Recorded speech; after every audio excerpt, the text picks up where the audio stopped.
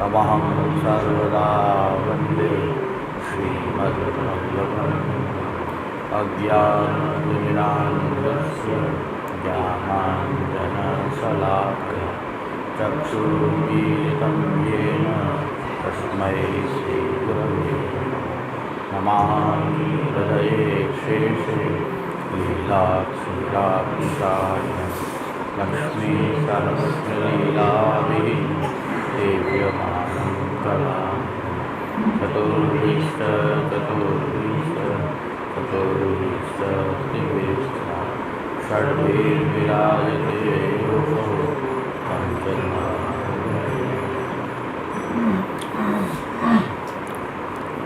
આપણે પ્રભુદાસ જલોટાની વાર્તાનું વચનામૃત ચામુંડાના સાંભળીએ છીએ. વાર્તામાં જ આવતા પ્રસંગો આપણને બરાબર સમજાય એટલે પેલા 84 વૈષ્ણવમાં જે આખી પ્રભુદાસ જલોટાની વાર્તા છે એ આપણે લઈ લઈએ.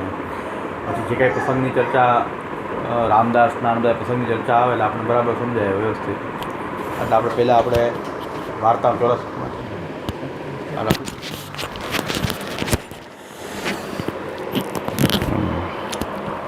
એટલે વાર્તાને બરાબર સમજીએ તો આપણને પ્રસંગ બરાબર સમજાઈ જાય અને શું વચનામૃત થાય છે પણ આપણને બરાબર ખ્યાલ આવે. એટલે પ્રભુદાસ જલોટાની વાર્તા આપણે પહેલાં જોઈએ, પછી જે એમાં જે મહાપ્રભુજીનું જે વચનામૃત આવે છે, આ વચનામૃતના આપણા પુસ્તકમાં 19મું વચનામૃત છે અને 20મું વચનામૃત, બે પ્રભુદાસ જલોટાની વાર્તાના વચનામૃત છે, એ આપણે જોશું પહેલાં.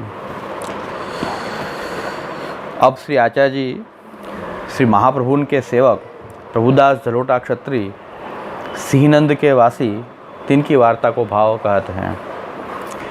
ये प्रभुदास जलोटा क्षत्रिय लीला में ललिता जी की सखी है. मनमथ मोदा इनको नाम है.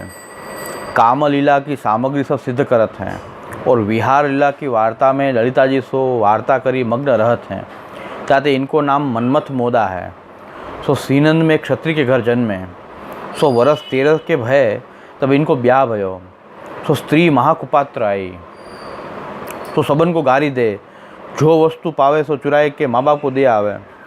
ऐसे कर प्रभुदास के माँ बाप ने देह छोड़ी और सगरे सब संबंधी उस स्त्री के दुख सो कोई घर में आवे नहीं. सो एक दिन वह स्त्री ने प्रभुदास को कही कि कहूँ तो द्रव्य लाओ. तब प्रभुदास ने कही द्रव्य कहाँ है, मिलेगो तो लाऊंगो. तब स्त्री ने प्रभुदास को मार्यो. प्रभुदास को रीछ चढ़ी, सो स्त्री को मार्यो. तब स्त्री ने चूरी फोड़ी, मुंड मुड़ाए, गांव के हाकिम सो कही आई कि मैं यह प्रभुदास की अब स्त्री नहीं.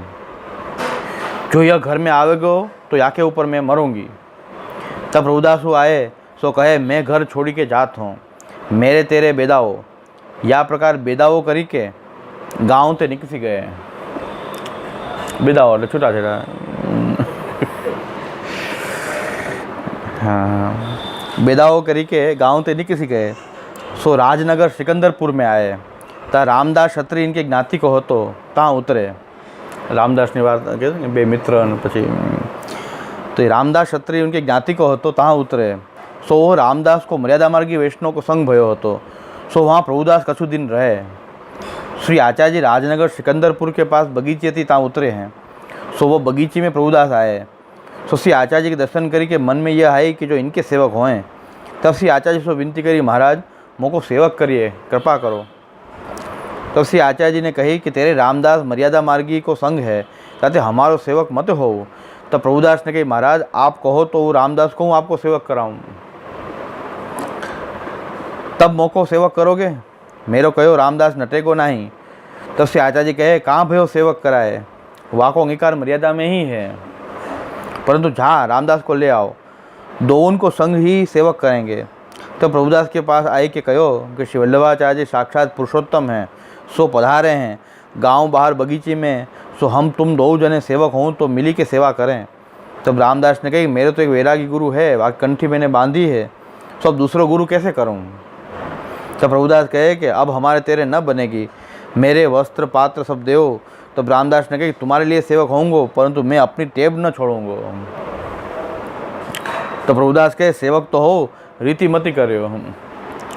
બે મિત્ર હતા એટલે ઓલાને છોડી શકે નહીં, એટલે કે હવે સેવક થઈ જાઉં, પણ મારી રીત તો મારી જ કરી છે, જો હું મર્યાદા માર્ગની રીત કરું એ જ કરી છે। ત્યારે પ્રભુદાસ કહે કે सेवक तो हो, रीति मती करियो।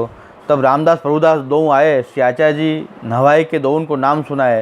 तब प्रभुदास को तो श्री आचार्य जी के स्वरूप को ज्ञान भयो, रामदास को न भयो। तो प्रभुदास ने विनती करी, महाराज दो उनको कृपा करके निवेदन कराओ। तब श्री आचार्य जी कहे रामदास को नहीं।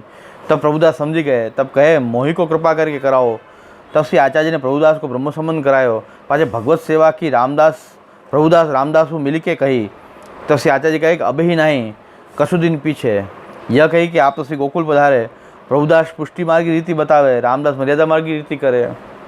ऐसे कर कुछ दिन में श्री आचार्य जी के बड़े पुत्र श्री गोपीनाथ जी राजनगर सिकंदरपुर में पधारे। तब रामदास जी ने विनती करी कि महाराज सेवा पधराई दीजिए। तब श्री गोपीनाथ जी ने एक ब्राह्मण के घर मदन मोहन जी हते, सो कछु ब्राह्मण को दे के दौन के माथे पधराए। पाछे गोपीनाथ जी अडेल पधारे। सो रामदास मर्यादा मार्ग की रीति आवाहन विसर्जन कर पूजा की रीति करे। पाछे एक दिन प्रभुदास अर्धरात्रि को अपनी वस्तु ले भजी चलियो। क्यों, जो रामदास के संग कहाँ था माथो पचाऊँ, या को तो ज्ञान नहीं। जैसे ही मर्यादा मार्गी ठाकुर श्री गोपीनाथ जी ने पधराई दिए, ताते तहाते चले श्री गोकुल में श्री आचार्य जी को दंडवत किए। तो श्री आचार्य जी ने कही प्रभुदास आयो। तो प्रभुदास ने विनती करी, महाराज नीठ नीठ दुसंग ते छूट्यो। तब श्री आचार्य जी ने कही, हम तो सब पहले ही कहो कि वो मर्यादा मार्ग को अधिकारी है, तू पुष्टि मार्ग ही है, भली करी संग छोड़ी आयो। तब प्रभुदास ने विनती करी कि महाराज अब मौको आपके चरणारविंद को पास राखो, मैं बहुत संसार में भम्यो। तब श्री आचार्य जी कहे, अब हमारे पास रहो सुखेन। तब तादिन प्रभुदास श्री आचार्य जी महाप्रभु जी के संग ही रहे। सो एक दिन श्री आचार्य जी महाप्रभु मथुरा पधारे। सो विश्रांत घाट पास आए बैठक है, ता संध्यावंदन करत हते। पास 4 वैष्णव ठाड़े हते, दामोददास रसानी, कृष्णदास मेघन, प्रभुदास और वैष्णव मथुरा को होतो। सो तब तहाँ रूप सनातन कृष्ण चैतन्य के सेवक श्री आचार्य जी के पास दर्शन कर दंडोत कियो। पाछे रूप सनातन ने श्री आचार्य जी से पूछो कि जो महाराज ये वैष्णव कौन हैं। तब श्री आचार्य जी ने कहा कि ये हमारे सेवक हैं। तब रूप सनातन ने कही, महाराज आपको मार्ग तो पुष्टि है और ये दुबरावल क्यों हैं। तब श्री आचार्य जी कहे, हम तो इनको वर्जे, जो ये मार्ग में मती पड़ो, परंतु ये मेरो कहो न मान्यो, ताको फल भोगत हैं। या प्रकार गूढ़ रीति सो श्री आचार्य जी कहे, परंतु रूप सनातन कभी समझे नहीं। पाछे रूप सनातन आज्ञा मांगी, जगन्नाथ राज्य के दर्शन को गए। तब कृष्ण चैतन्य ने पूछी, तुम कहाँ से आए। तब रूप सनातन ने कही, हम ब्रज में दर्शन करी के आए हैं। तब कृष्ण चैतन्य ने पूछी कि वहाँ श्री वल्लभाचार्य के दर्शन भये तुमको। तब रूप सनातन ने कही, मथुरा के विश्रांत घाट पर दर्शन भये। तब कृष्ण चैतन्य ने पूछी कि वार्ता को प्रसंग कियो। तब रूप सनातन ने कही, हम पूछे कि आपको मार्ग पुष्टि, आपके वैष्णव दुर्बल क्यों, दुर्बल बहुत हैं। तब आप कहे, हम तो इनको बरजे कि जो आप मार्ग में मती पड़ो, सो ये न ही माने, ताको फल भोगत हैं। यह सुनत ही श्री आचार्य जी को भाव कृष्ण चैतन्य को एक मूर्तलो मूर्छा आई। ऐसे 3 बार कही तो 3 बार मूर्छा आई। पाछे चौथी बार पूछी तब रूप सनातन ने कही, अब हम सो कही न जाए, सो कृष्ण चैतन्य कछु समझे। भाव प्रकाश काहे थे कछुक श्री आचार्य जी के स्वरूप को ज्ञान हतो, ताते कछुक समझे, जो सगरो समझते तो उनकी देह छूट जाती है।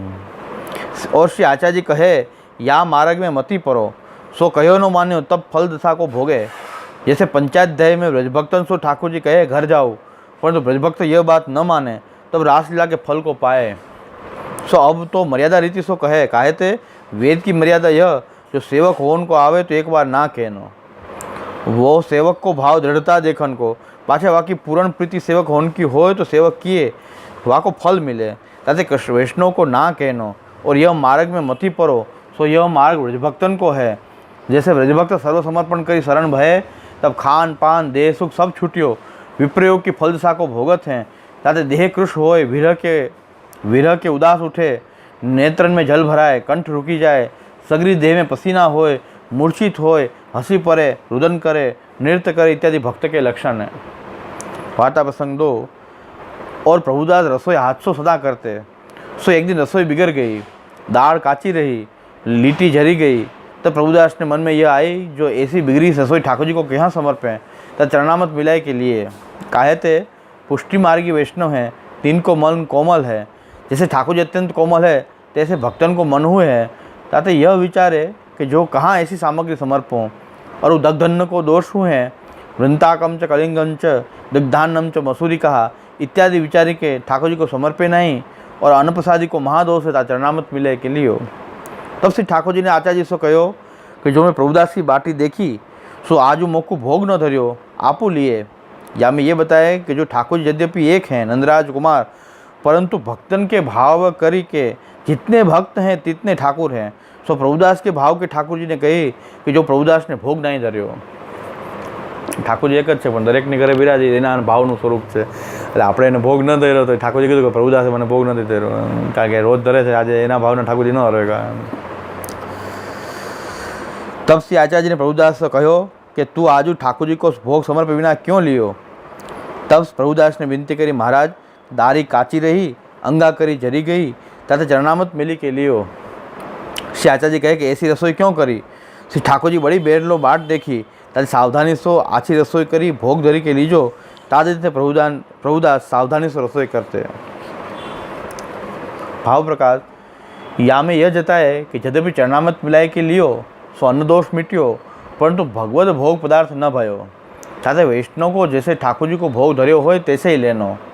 दही नारो धर्यो हो तो दही में भात मिलाए कि अपने न लीजिए, काहे तो दूध भात दही भात न्यारे न्यारे भक्तन के भाव की सामग्री है। ता चरणामत तथा प्रसादी वस्तु पधराए ले काऊ सामग्री में तो अपनो भाग अर्थ न लेनो। दास धर्म प्रभु को उच्छिष्ट जैसो आरोग्य हो वही प्रकाश लेनो, प्रतिव्रता को ये लक्षण है इत्यादि भाव जता है। वार्ता प्रसंग 3। और एक समय श्री आचार्य जी महाप्रभु जी ब्रज में पधारे, सो गोवर्धन के पास राधा कुंड स्थल है, ता शीतकाल के दिन हते। सो बेगई श्री आचार्य ने रसोई करी भोग धरे, आपो भोजन करियो। पछे प्रभुदास तो कहे कि जो महाप्रसाद ले। तो प्रभुदास ने कही, महाराज में स्नान नहीं कियो। ताको आशय यह कि जो श्री आचार्य जी के सेवक सगरे अपनी न्यारी न्यारी रसोई करते सो लेते, परंतु श्री आचार्य जी श्री कुंड में स्नान कर रसोई करी भोग धरे, सो वह स्थल स्वामी जी को है, सो आपको बहुत प्रिय है। अतः प्रभुदास ऊपर कृपा करनार श्री आचार्य जी कहे कि महाप्रसाद ले। तब प्रभुदास मर्यादा के वचन कहे कि मैं नायो नहीं। ता समय श्री आचार्य जी पुष्टि लीला में मग्न है, तो प्रभुदास को ब्रज को स्वरूप दिखाए। तो श्री आचार्य जी महाप्रभु आप 2 श्लोक कहे कि ब्रज को स्वरूप दिखाए। वृक्षे वृक्षे वेणुधारी पत्रे पत्रे चतुर्भुजः यत्र वृंदावन तत्र लक्ष्यालक्ष्य कथा कुतः जलादपि रजः पुण्यम रजसोपि जलम वरम यत्र वृंदावनम तत्र स्नात्वा स्नात्वा कथा कुतः। या कही कृपा करी के सो प्रभुदास ब्रज को स्वरूप अलौकिक देखे। भाव प्रकाश वृक्ष वृक्ष के नीचे वेणुधारी साक्षात गोवर्धन धरण भक्त के संग लीला करत हैं। ऐसे वृक्ष भगवती हैं, तिनके पत्र कैसे हैं, चतुर्भुज रूप हैं। तथा वृंदावन के वृक्ष वृक्ष वेणुधारी श्री गोवर्धन धर रूप है। तीन को आश्रय चतुर्भुज रूप नारायण पत्र रूप हो आश्रय वृक्षण को कियो है। ऐसो वृंदावन है। सो लक्ष्यालक्ष्य कथा है, लौकिक लोगन को अलक्ष्य है और भगवदीन को स्वरूपात्मक है। सो कथा कही न जाए। यह बात को भक्तजन जाने, कृष्ण रूप जाने, कृष्ण रूप वृक्ष है सो लोगन को न दिसे। तैसे श्री वृंदावन की रज सो जल श्रेष्ठ है और जलते रज श्रेष्ठ है। ता नहावे की कथा कहाँ कही है। भावे जल सो नहाए, भावे रज लगाए। सो रज उड़ी के लगी तभी नहावे की अपेक्षा रही नहीं, पर मर्यादा के लिए नहानो। વ્રજમાં ખાલી મર્યાદા માટે નાહીએ બરાબર છે, બાકી તો વ્રજની રજ માત્રથી શુદ્ધ થઈ જાય। यह सुनी के प्रभुदास को अलौकिक श्री वृंदावन के दर्शन भये, तब बिना नहाए महाप्रसाद लिए। श्री आचार्य की आज्ञा थे। या प्रकार प्रभुदास को श्री वृंदावन को अलौकिक स्वरूप वर्णन कियो, जहाँ वेद की मर्यादा की गम्य नहीं। वार्ता प्रसंग 4। और एक समय श्री आचार्य महाप्रभु गोवर्धनधर के मंदिर में श्री गोवर्धनधर को श्रृंगार करत थे। तब यह मन में आए कि जो आज दही होए तो समर्पिए। तब प्रभुदास सो कहे, जहाँ कहूँ दही मिले तो ले आओ। तब प्रभुदास चले, सो एक अहिरनी मिली। तब वासो पूछे कि तेरे पास दही है। तब उन कहो कि दही मीठो सुंदर है, परंतु मोको कहाँ देगो। तब प्रभुदास ने कही, दही मोको दे, जो तू मांगे सो मैं तो को दूँ। तब अहिरनी ने कही कि 1 टका दे और कहा तू मोको मुक्ति देगो। तब प्रभुदास ने कही, जा ताको टका और मुक्ति दो दीने। तब अहिरनी ने कही कि मैं कैसे मानूँ। तब प्रभुदास ने एक कागज पर लिखी दीनो कि जो दही के पलटे मुक्ति दीनी।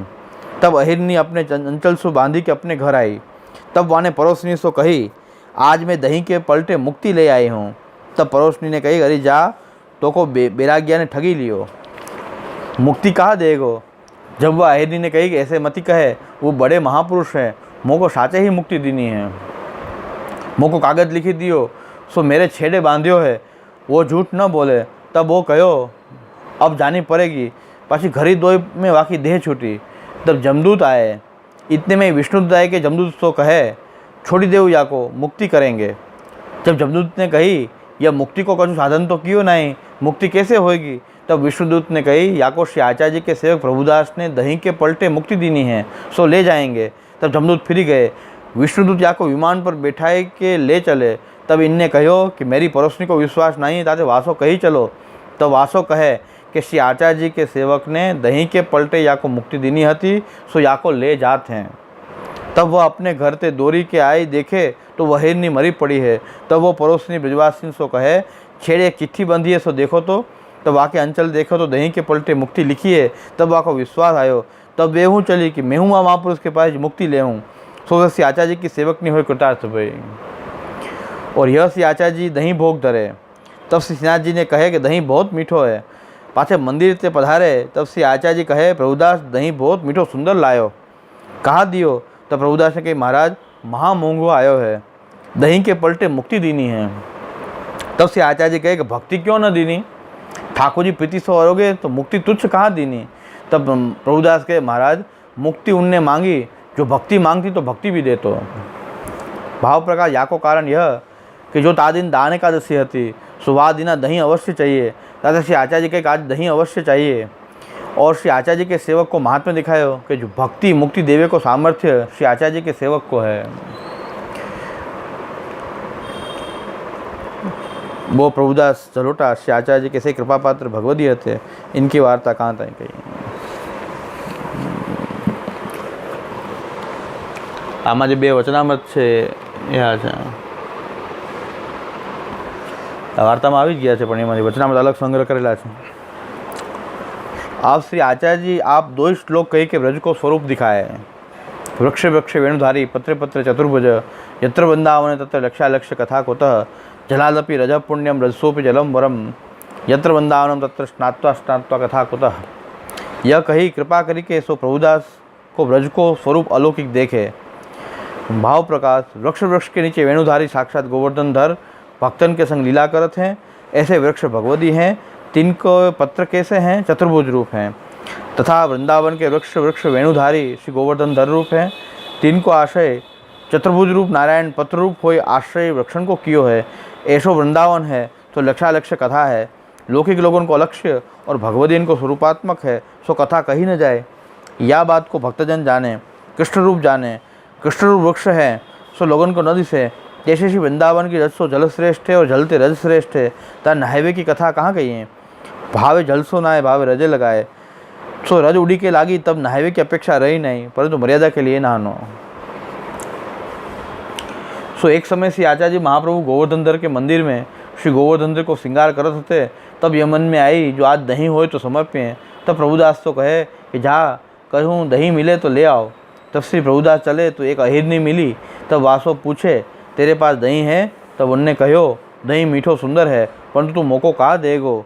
तब प्रभुदास ने कही दही मोको दे, और जो तू मांगे सो मैं तो को दूँ। तब अहिरनी ने कही 1 टका दे और एक कहाँ तू मुक्ति देगो। तब प्रभुदास ने कही जा तो को टका और मुक्ति दो दीने। तब अहिरनी ने कही कि मैं कैसे मानूँ। तब प्रभुदास ने कागज पर लिखी दीने जा दही के पलटे मुक्ति दीनी। तब अहिरनी अपने अंचल से बांधी के अपने घर आई।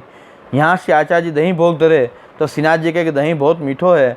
पाछे मंदिर ते पधारे तो श्री आचार्य जी कहे प्रभुदास दही बहुत मीठो सुंदर लायो, कहाँ दियो। तब प्रभुदास ने कही महाराज महा मोंघो आयो है, दही के पलटे मुक्ति दीनी है। तब श्री आचार्य जी कहे कि भक्ति क्यों न दीनी, श्री ठाकुर जी प्रीति सो आरोगे, मुक्ति तुच्छ कहाँ दीनी। तब प्रभुदास कहे कि महाराज मुक्ति उनने मांगी जो भक्ति मांगती तो भक्ति देतो। भाव प्रकाश याको कारण यह कि जो दान एकादशी हती सो वा दिना दही अवश्य चाहिए। ताते श्री आचार्य जी कहे आज दही आवश्यक चाहिए। और श्री आचार्य जी के सेवक को महात्मा दिखायो तो जो भक्ति और मुक्ति देवे को सामर्थ्य श्री आचार्य जी के सेवक को है। आ बे वचनामां तो आखुं प्रवचन है।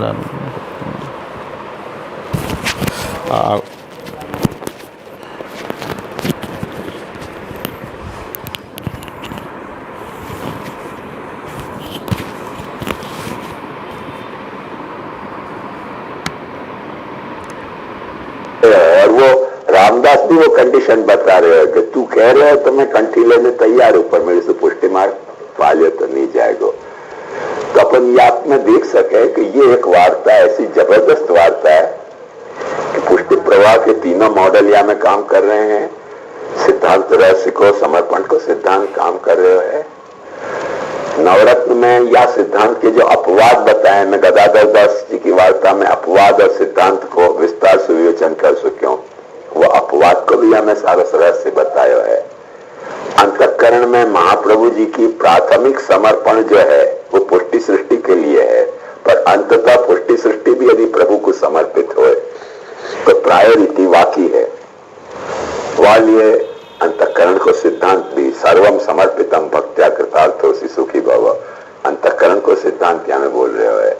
और निरोध लक्षण को सिद्धांत भी बोल रहे हो कि अहं निरुद्धो रोधेन निरोध पदविंगत निरोधानांतरोधाय निरोधम वर्णयामि ते। यद्यपि महाप्रभु जी ने यहाँ ऐसी आज्ञा नहीं करी है क्योंकि कंडीशनल गिफ्ट है।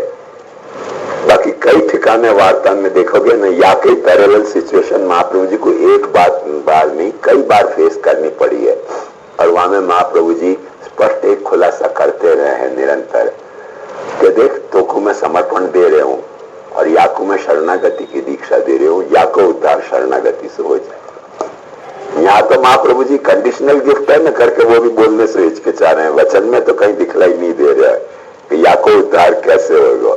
महाप्रभु जी अपने मुद्दा पे खाली कायम है, पर जीव तो मर्यादा मार्गी है। कहा गए कंठी ले ली तो जीव तो मर्यादा मार्गी है, क्योंकि प्रभुदास कंडीशनल गिफ्ट ले रहे कि मैं आपके।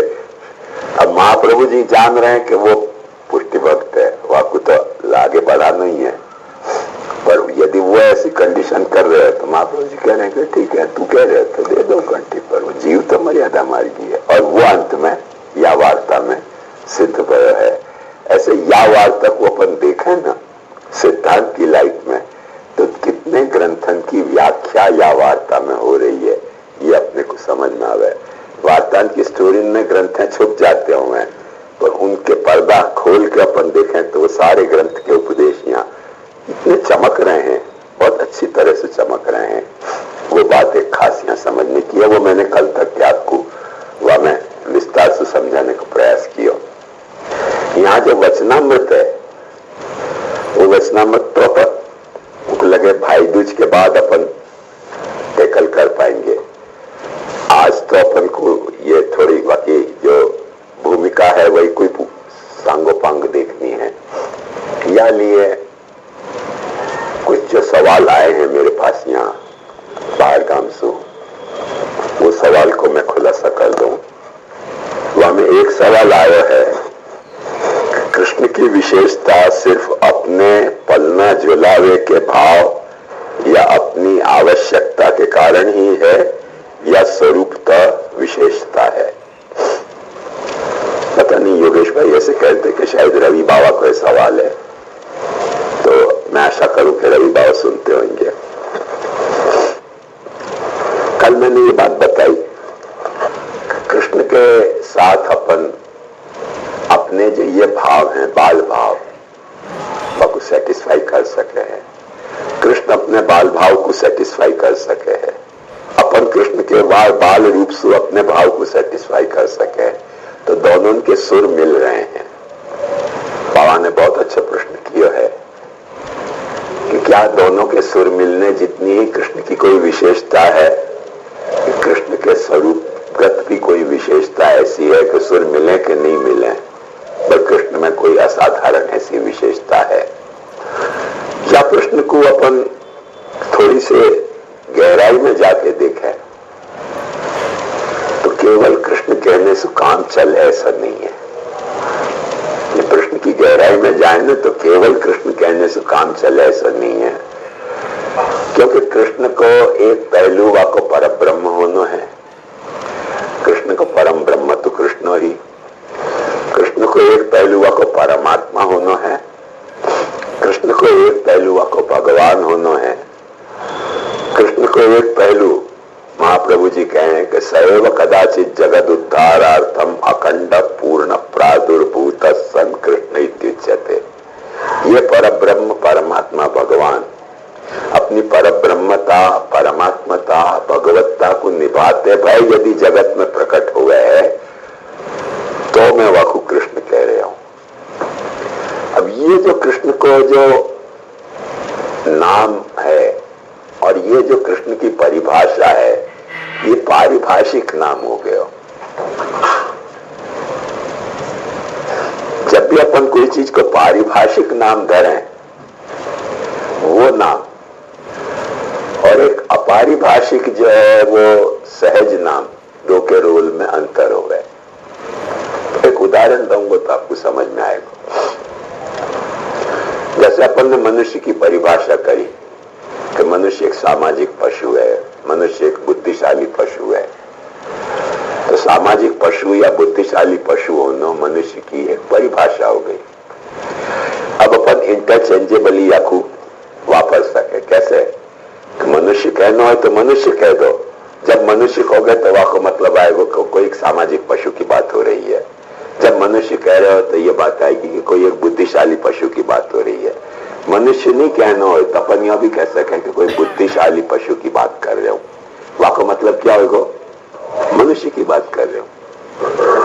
पारिभाषिक परिभाषा घड़ने के साथ वो नाम के साथ वह में इंटरचेंजेबिलिटी आवे, पर वो जो इंटरचेंजेबिलिटी है वो नाम के जो पारिभाषिक अर्थ है उतने ही अर्थ में वो इंटरचेंजेबिलिटी है। वासु ज्यादा अर्थ में नाम की इंटरचेंजेबिलिटी नहीं है।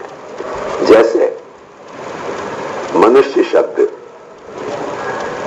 मनु को जो होए संतति वाकु मनुष्य के, जैसे मानव शब्द बने मनु की संतति मानव, वाह के साथ या को क्या संबंध?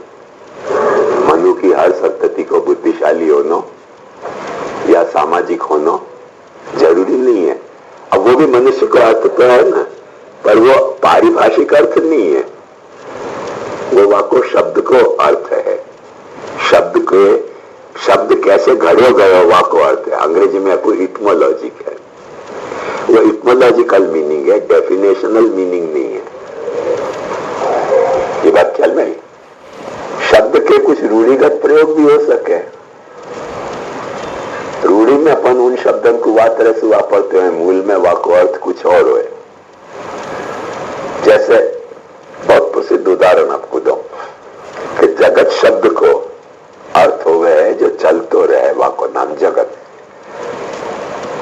जो चलतो रहे जगत माने चलते रहने वाली वस्तु।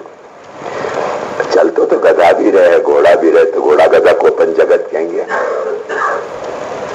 क्या नहीं कहेंगे घोड़ा गधा की जगत? क्या घोड़ा गधा चले नहीं है?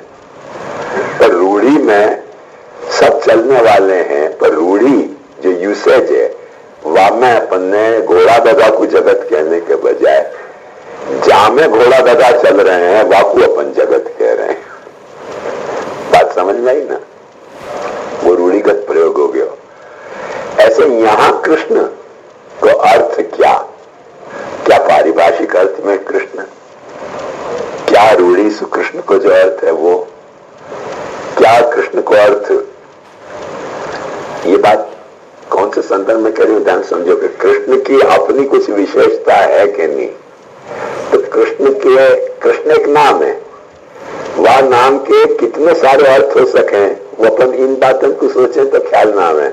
महाप्रभु जी कृष्ण की परिभाषा कैसे कर रहे हैं? जैसे मनुष्य की परिभाषा सामाजिक पशु बुद्धिशाली पशु तरह करी जाए, महाप्रभु जी कृष्ण की परिभाषा कर रहे हैं सैव कदाचित जगद उद्धारार्थम अखंड पूर्ण प्रादुर्भूत सन कृष्ण इत्युच्यते।